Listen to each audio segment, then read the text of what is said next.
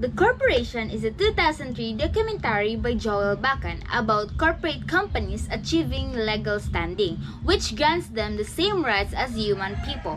It emphasizes the social injustices that corporations commit in their business endeavors. The corporation reaction video aims to provide light on the documentary's various pros and cons viewpoints on the corporate world. While a company is considered as a human being with a conscience, it also has a dark side that aims to leave a trail of destruction anytime it embarks on a profit making venture. In addition, unlike the normal person, it does not feel bad about what it has done wrong. Corporations, for the most part, aim to maximize profits per unit of input utilized in the manufacturing process. Employees are aware that they are not free to do as they wish. As Sam Gibara, former CEO and chairman of Goodyear Tires, pointed out in the corporation documentary review. Depicted in the film, corporations will go to great lengths to turn even other people's tragedies into a profit opportunity, completely disregarding what happens to others, as Carlton Brown recounts.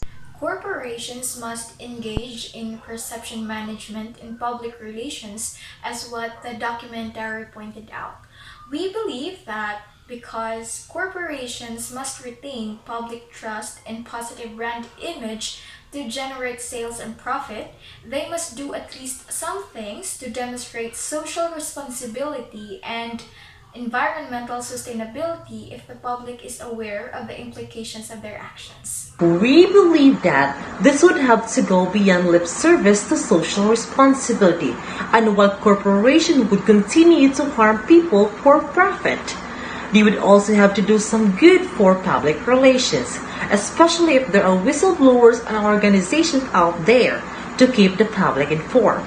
We also believe that those in charge of corporation can strive to set some positive goals for it, such as making a profit but simultaneously aiming for long-term sustainability, like the example of the CEO of Interface in the documentary. Based on the analysis of the corporation, it is obvious that the documentary employs various stylistic elements in terms of ethos, pathos, logos, and fallacies. Ethos is a documentary in which senior executives from corporations, such as Ray Anderson, the CEO of Interface Carpet, share their opinions to lend legitimacy to the film.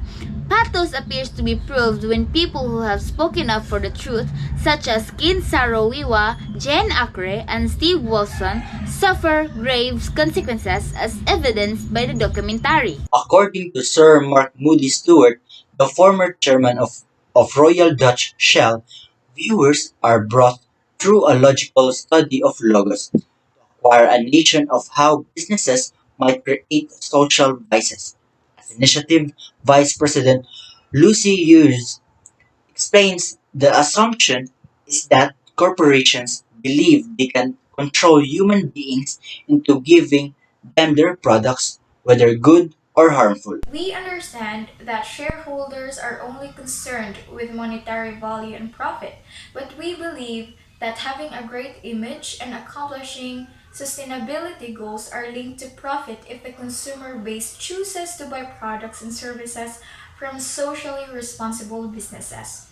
We are inclined to believe that companies are not fundamentally sociopathic, but when their structure causes negative outcomes, and that companies or corporations may change their ways if their vision is shifted or if the consumer base demands it.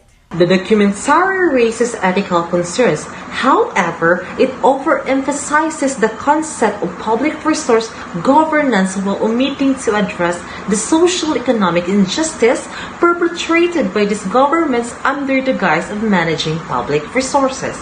It also gives communism a lot of praise without delving into its drawbacks.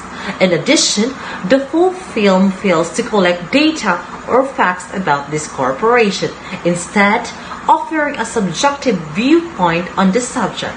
In the documentary, it is stated that corporations have profited from everything, including those things that are necessary for human life. Corporations are primarily concerned with maximizing the monetary return on every input they use in manufacturing and are, for the most part, unconcerned with who suffers harm. Corporations require a legal framework to ensure that they examine the social consequences of their economic operations and that they are not unfairly labeled.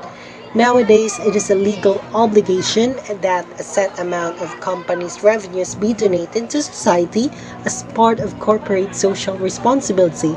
As a result, concluding that corporations are heartless and will make their money and walk away without regard for the consequences to society is not objective.